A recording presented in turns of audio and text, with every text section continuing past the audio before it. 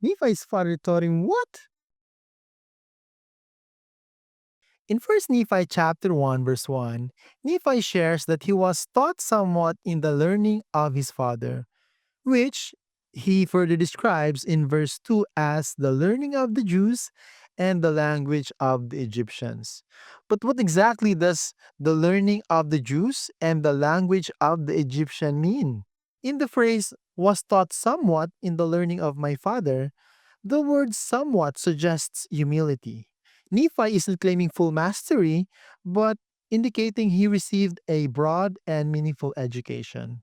In the phrase, all the learning implies a comprehensive education, probably both religious and secular, as passed down from his father, Lehi. In the phrase, learning of my father, the question might be asked, what was Lehi's learning? This phrase tells us about Lehi's background, which shapes what Nephi was taught. Nephi may have been taught in at least three things. First, scriptural and religious knowledge. Lehi had access to the brass plates, which contained the books of Moses, the writings of the prophets, and a genealogy of his fathers. Lehi also received prophetic visions and revelations, as shown in a scripture reference found in First Nephi chapter 1, verses 5 to 13.